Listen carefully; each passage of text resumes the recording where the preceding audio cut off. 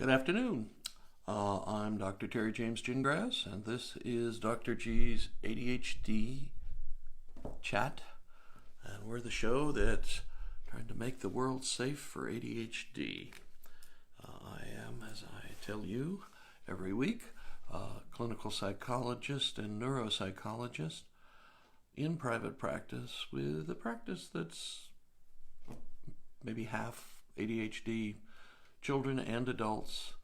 At this stage of the game, it's mostly evaluations, but I also do some therapy. And I'm also the parent of an ADHD adult now, no longer a child, amazingly. And today I wanted to talk a little bit. Last time I talked a little bit about getting ready for school and that sort of thing. And I want to talk about something I see regularly. It's kind of the false hope thing. And I've seen it that people schedule an evaluation for their child at the start of the school year, and then they're in the kid is in the holiday sort of mode, and that's at the start of a new school year. You get about a month, sometimes close to 2 months before things start to go bad. Okay, before you get the things that made you want to schedule that appointment in the first place. And then the calls I get are like, oh God, can you get him in right away? I need to really, And, I'm sorry, by that time we were probably backed up a month or so, so things got delayed. That's one of the things that happens, and that's one of the things with wasted time. Another thing is I've seen, we just started him in karate classes, or just started her in dance lessons, or I don't know, you name it. And it seems to be better. And so I don't think we need the evaluation. Okay. Okay. I will tell you that starting any new activity, doing anything new that increases the attention on somebody, usually results in a temporary period of increased behavior or better behavior. Okay? The thing is, you're dealing with a neurologic condition, okay? And it's not going to be cured, if you will, by dance lessons or karate kicking or any of that other stuff. I mean, I'm not saying that that's not helpful, and I would highly recommend keeping your ADHD child as active as possible. But don't confuse it with the total cure-all, and that's all you have to do. And I see it happens all the time. Your child was born with a condition. It's genetic. It comes 85% heritability index. That is a hugely high heritability index. That means that you or your spouse, and sometimes both of you, have a history that includes a lot of ADHD by a lot of people, whether or not they were ever diagnosed. Okay, and a lot of times they were not diagnosed. ADHD tends to be associated with poor school performance, poor vocational performance, poor relationship performance. So if you don't get your child evaluated while he or she is still a child, the odds are that they're not going to want to do it or be treated or do anything that makes them feel or look different to their friends until they're adults and have had a history of failed relationships, poor performance vocationally, and likely not getting to where they want to get academically. I see that all the time. That's the one I have the hardest time with, just because it's such a waste. If their parents had, and I can't blame them, because we're not exactly the kind of society that says, oh yeah, you've got an issue and it looks like it might be ADHD. So you got to get it treated. It just doesn't seem to work that way, but it should.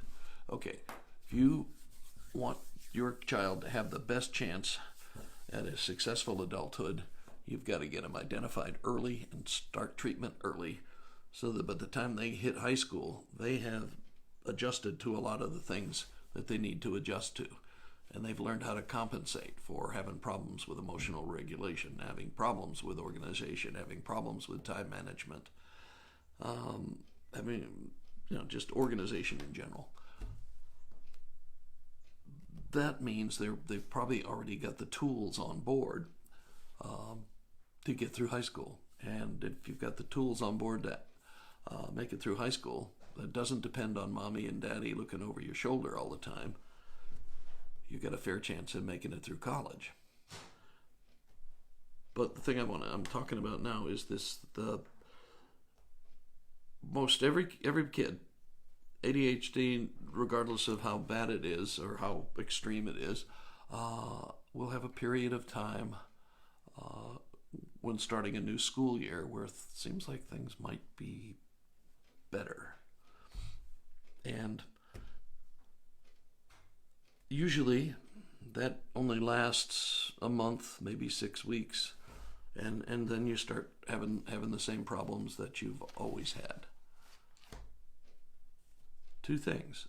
One, don't think, if you haven't had the evaluation done, for gosh sakes, don't cancel it thinking everything's all solved. That's just, whistling in the dark, whistling in the graveyard, whatever you want to call it. It's not terribly realistic, and you're going to get bit big later on, because then you'll have blown whatever appointments you may have scheduled and then canceled, and you've wasted a good bit of time in your child's school year.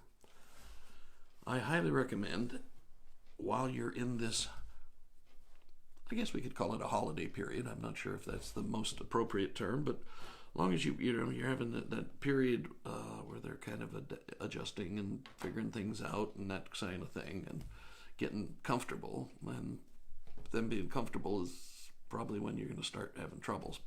But anyway, it's not so much that you need to just relax and hold your breath or any of that stuff. That's the time you need to prepare for what will likely be coming after a couple of months in school.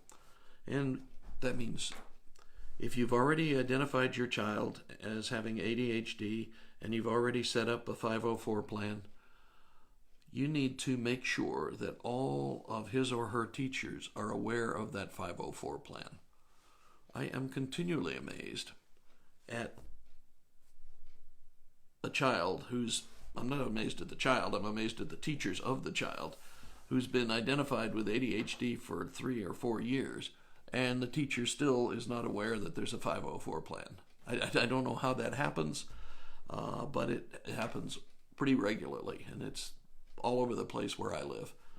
The teachers just aren't aware. He had a 504? I didn't know that.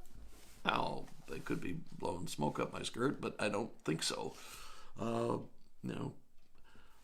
My experience with teachers, by and large, is that they mean well and they want to do well, and they don't have anything personally against ADHD children. They just typically don't know a whole lot about what to do with them. That's another thing you can talk about.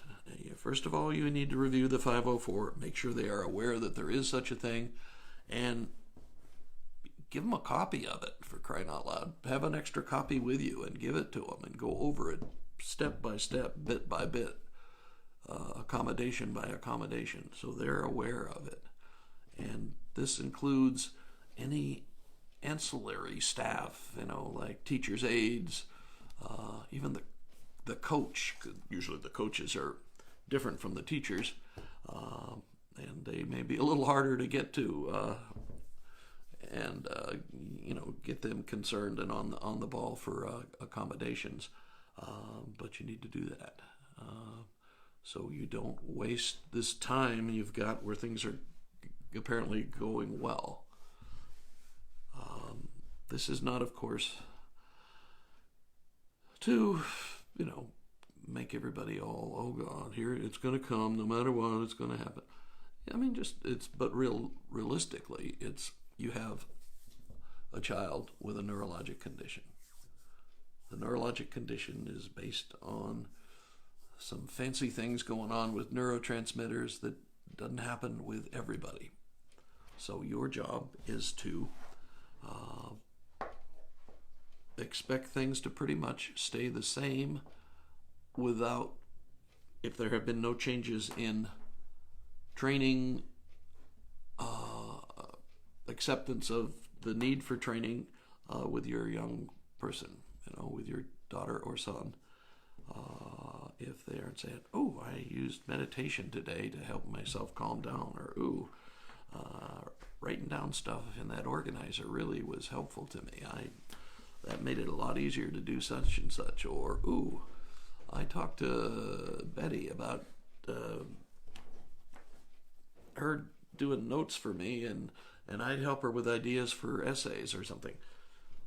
Something that shows that they are using what they're being taught to improve things. That's what you want, okay? And you don't expect that it's going to be a miracle, and you don't expect that for some reason, some little thing that's got nothing to do with brain chemistry or with developing a new technique is going to cause marvelous improvements. I mean, again, I'm in private practice. I get all kinds of calls from parents of children, and when they're right in the depths of it, towards the end of the school years, in the spring, that sort of thing, boy, they want this evaluation and they want it like yesterday.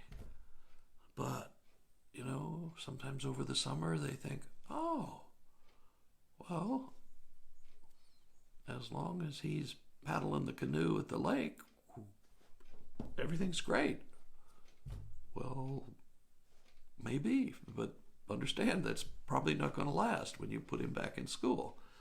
And if it appears that it's going to last, it's likely that you're in a honeymoon period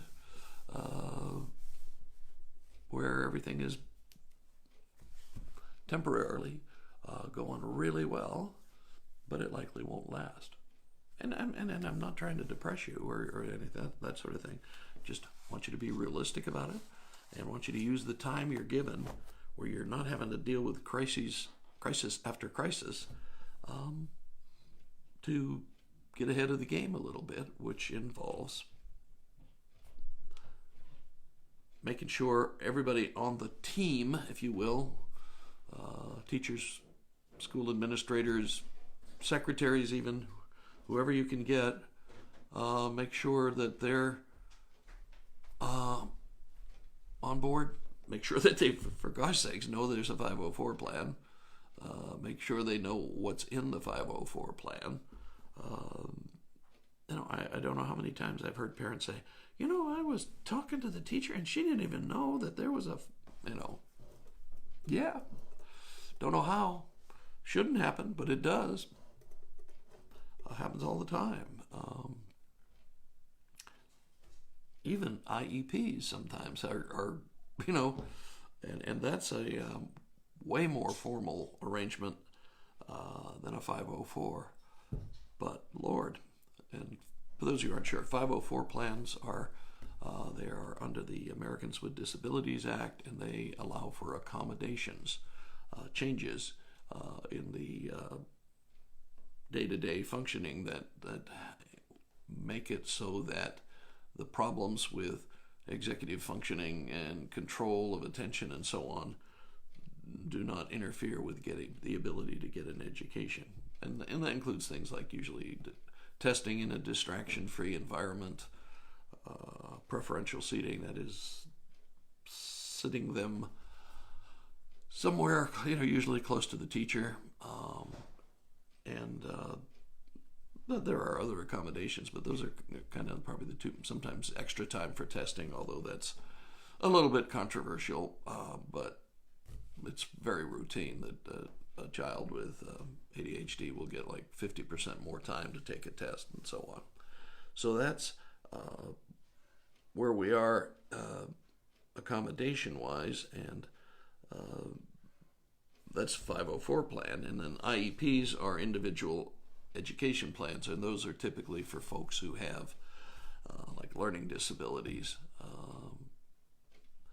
or have had a traumatic brain injury or some kind of condition that makes it harder for them to learn, and it usually involves a lot of remedial instruction. Teaching the reader phonics, say, or the one with the learning disability phonics, say, those kind of things, and the distinction is that usually IEPs involve services that cost money. Accommodations just involve modifications in the schedule somehow. So school systems in my area at least are much more willing to have a 504 plan. But again, sometimes for some reason I do not fully understand that that 504 plan does not get communicated even to his teacher or her teacher, and I have no explanation for that. I do not understand that. For one thing, the teacher is supposed to be at the at the child study meeting, but anyway, so use that time. When you're in a honeymoon period, use the time.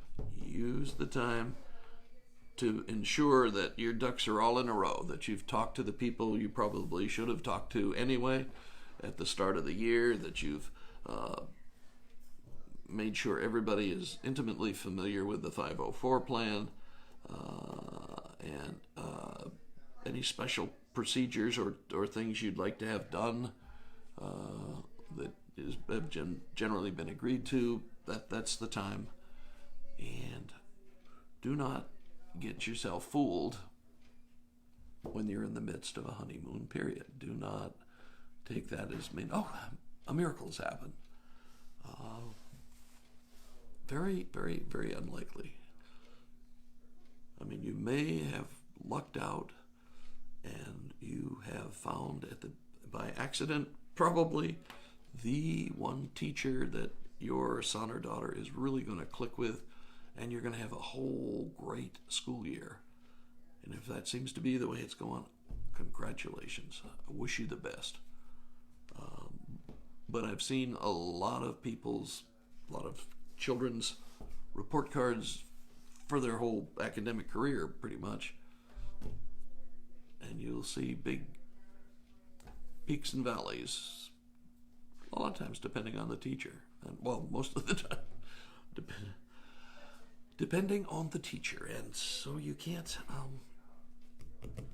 say that the problem's solved, okay? You need to be hard-nosed, practical, that sort of stuff. You have a neurologic condition. Hopefully it's been diagnosed by somebody who's competent in doing the diagnosis. Hopefully you have a concrete plan. I mean, one you can actually touch and feel and move and know that you're proceeding on with it, that you're helping them learn how to compensate for their problems with executive functioning, time management, that kind of stuff, the things I've talked about before in this blog, where you have to externalize things. You have to not count on them being able to develop a sense of time passage. Use a flippant timer so they've got something to look at that will give them the objective data and the other things as well. The organizers there is a book, something they are willing to use, whether they color code things or organize things alphabetically or whatever, but it has to be organized so that they will use it. And it takes some years to learn to do that kind of thing, to recognize you need to use it, and then developing a way that you like that you can use it. Okay, so that's it. When you're in a honeymoon period, Don't take it as a sign that there's been a miraculous cure. Just be grateful you've got some time and use that time to prepare. Use that time to ensure that everybody on the education team, if you will, is on board, knows the 504 plan, knows what kind of procedures we're doing, where we're using. Make sure all of that is established, and these are things you should be doing at the beginning of every school year anyway. Now you've got a little bit of time to do it, and congratulations. Use that time wisely and well. Okay, so I'm Dr. Terry James Gingras. This is Dr. G's ADHD Chat, and we're here to make the world safe for ADHDers. And because remember, people who think outside the box are the people who change the world. It's not the conventional thinkers, okay? And who knows, maybe your child, your son or daughter will solve one of the big world problems. I sure hope so. Okay, we'll catch you next time. Got questions or anything? There's some space around here somewhere. I can never remember where. I think it's down below. But to ask questions and that sort of thing, or make recommendations for what we should be talking about next time. Okay, thank you much for watching. See you next week.